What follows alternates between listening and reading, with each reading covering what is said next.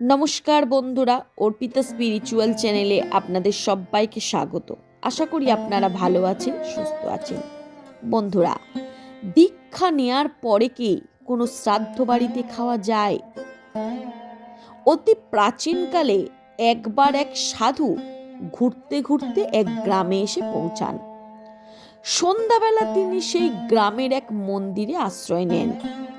সাধুরা যারা পরিব্রাজন করেন, এখান থেকে ওখানে যান, তারা সাধারণত কারোর বাড়িতে থাকেন না।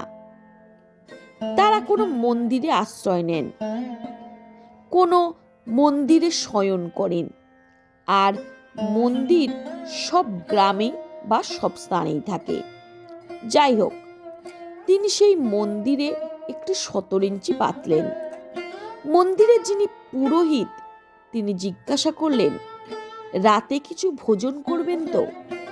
সাধু বললেন, যদি চাল ডাল আলু নিয়ে আসেন তাহলে তিনি সেটা ফুটিয়ে খাবেন। পুরোহিত দেখলেন মানুষটা ভালো, শুধু শুধু বাইরের চাতালে শোবেন কেন? সাধুকে বললেন, আপনি রাত্রে মন্দিরের ভেতরেই শুয়ে পড়ুন। মন্দিরের মধ্যে সাধুকে শুতে দিয়ে পুরোহিত বাড়ি চলে যান। অনেক রাত্রে সাধুর ঘুম ভেঙে গেল, আর প্রদীপের সেই অল্প আলোয় তিনি দেখতে পেলেন মায়ের সারা অঙ্গে মহামূল্যবান সব অলংকার রয়েছে। তার তখন মনে হলো, এই সমস্ত গয়নাগাটি মন্দিরের তো কোনো কাজে লাগবে না, আর আমারও তো কিছুই নেই, আমার কাজে লাগতে পারে। এই ভেবে সাধু আস্তে আস্তে মন্দিরের বিগ্রহ থেকে সমস্ত গয়নাগাটি খুলে নিজের ঝোলায় ঢুকিয়ে নিলেন। তারপর খুব দ্রুত কম্বল টম্বল গুটিয়ে রেখে হাঁটা দিলেন। প্রতিদিনের মতো সেদিনও ভোরবেলা যখন সূর্য উঠেছে, পুরোহিত মন্দিরে এসেছেন মন্দির পরিষ্কার করার জন্য। এসে তিনি দেখেন সাধুও নেই, আর মায়ের গায়ে একটা গয়নাও নেই। এই দেখে তিনি তো বিকট হাঁক ডাক শুরু করে দিলেন। ডাক শুনে গ্রামবাসীরা এসে হাজির। পুরো ঘটনা শুনে তারা এতই রেগে গেল যে হাতের কাছে যে যা পেল, লাঠি, বাঁশ, ইট, পাটকেল তুলে নিয়ে ঠিক করলো যেমন করে হোক সাধুকে খুঁজে বার করবেই এবং মেরেই ফেলবে আজ তাকে। ওদিকে সাধু ও গ্রামবাসীদের হাতে ধরা পড়ে যাবার ভয়ে ছুটতে ছুটতে যাচ্ছেন। এবার ভোরবেলায় তার মল ত্যাগের বেগ এসে গেছে। এক পুকুরের ধারে ঝোলাটিকে পাশে রেখে যথারীতি মল ত্যাগ করছেন তিনি। করার পর ঝোলাটির দিকে তাকিয়ে তিনি ভাবছেন, আমি কি করলাম? আমি সাধু হয়েছি, ত্যাগের জীবন বেছে নিয়েছি, শেষে কিনা আমি মন্দিরের গয়না চুরি করে পালাচ্ছি। শেষ পর্যন্ত আমার এই হাল হলো, এতটা অবনতি হলো।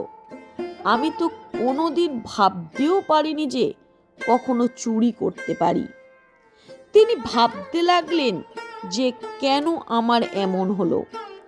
যাই হোক, তিনি অনেক ভেবে ঠিক করলেন যে যা হয়েছে তা মার খেতে হয়তো তাও খাবো, জেল খাটতে হলে খাটবো, তাও আমি এটা যথাস্থানে ফেরত দেব। তখন সেই ঝোলা নিয়ে দৌড়ে দৌড়ে সাধু আবার সেই গ্রামের দিকেই ফিরতে লাগলেন। এদিকে গ্রামবাসীরা যখন সবাই মার মুখো হয়ে বেরিয়ে পড়েছে, তারা দেখে যে সাধু নিজেই ফিরে আসছেন।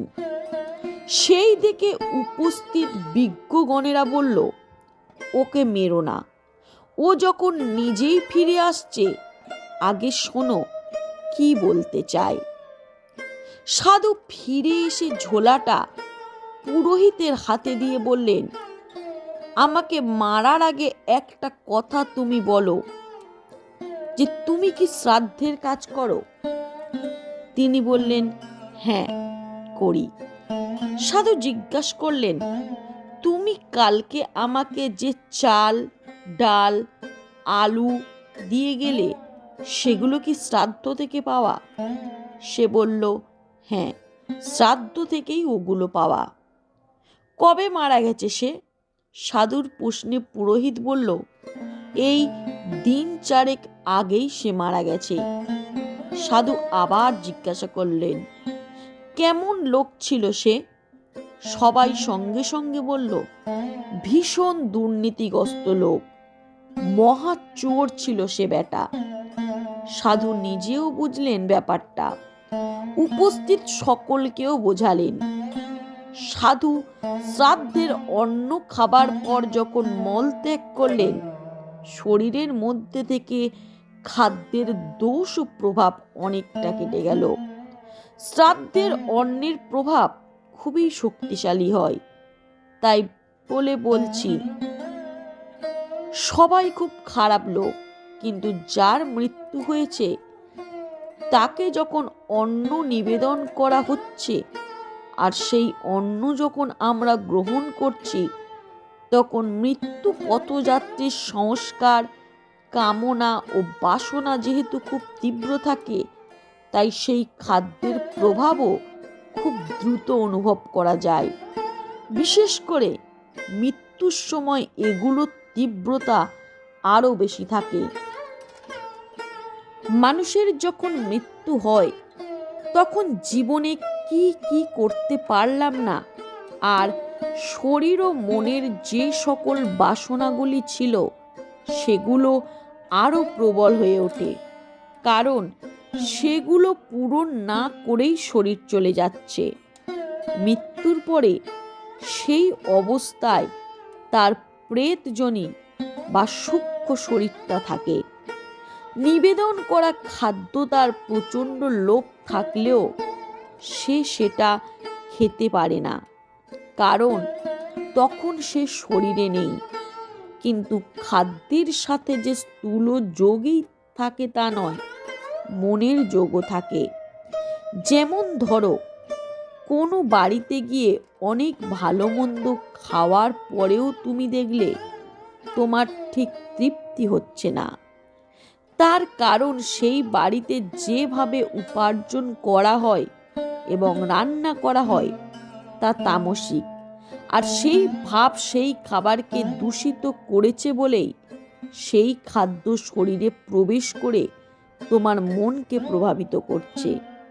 আবার হয়তো কোনো বাড়িতে তুমি সাদা মাটা ভাতে ভাত, আলু সেদ্ধ খেয়ে যেন মনের মধ্যে একটা তৃপ্তি বা আনন্দ পেলে, তার মানে জানবে সেই বাড়িতে যেভাবে উপার্জন হয় তা সৎভাবে এবং একটা সেবা ও ভালোবাসার মন দিয়ে রান্না করা ও খেতে দেয়া হয়।